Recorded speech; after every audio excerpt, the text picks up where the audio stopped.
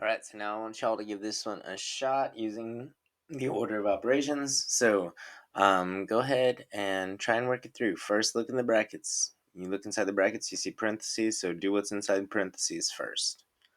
After that, work out everything to complete what's in brackets, and then multiply everything by 3. So give it a shot. Press pause, and when we come back, we'll check our work. Welcome back. All right, so let's take a look. So we're using our order of operations. So the first thing that we're going to do is look inside the brackets. Inside the brackets, we see 2 and 5/10 plus 3 and 2/10 minus 4/10. So what we need to do is now do what's inside parentheses, because parentheses still takes priority. And the only thing inside parentheses is subtraction, so we don't need to worry about whether we have to multiply and divide first or add and subtract first. We just need to figure out what's the answer to what's inside parentheses. So what I'm going to do here is I'm going to take the numbers inside parentheses, which were 3 and 2/10, and then I'm going to subtract that 4/10. 2 minus 4, can't do that, so I'm going to change that to a 2 and this to a 12. 12 minus 4 is 8. 2 minus nothing is 2. Drop it like it's hot. We have 2 and 8/10. So we're going to write 2 and 8/10. We are going to, whoa, that's weird, 8. We're going to, we really could get rid of the parentheses at this point, because we have an addition sign out here. So this is going to be that bracket instead.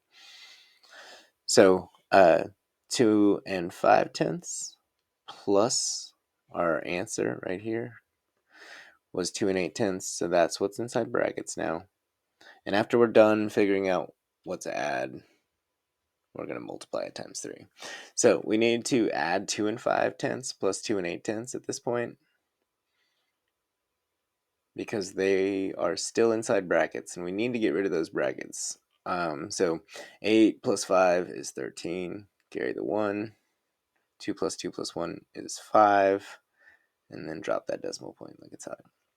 So I can't get rid of the brackets yet because I don't have an operation symbol between my 3 and the number inside brackets. So I have one more thing to do. I have to multiply what's inside brackets times 3.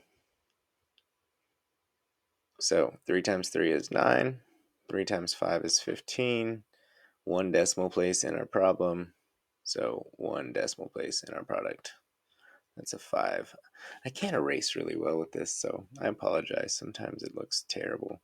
Also, my pen stopped working, so I'm writing with my finger on my screen. If you wondered why my handwriting just went crazy, it's crazy.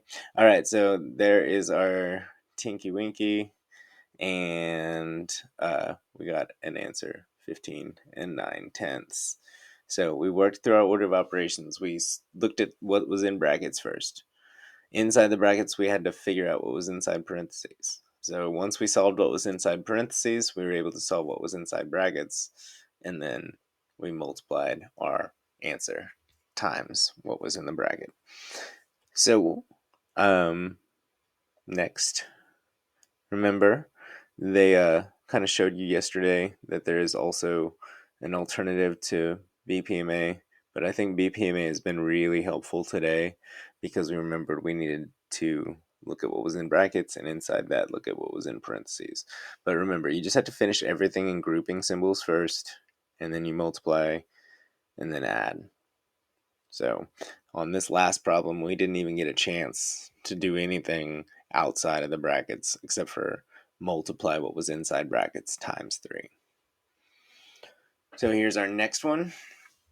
Just like yesterday, we're going to play the game of trying to figure out where could we put some grouping symbols to get an answer that they are asking for specifically. All right, so on this one, we're really going to try and find a way to get the answer 2 and 8/10.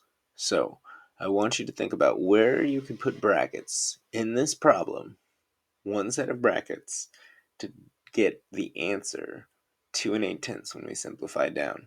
And when we come back, we'll take a look at it.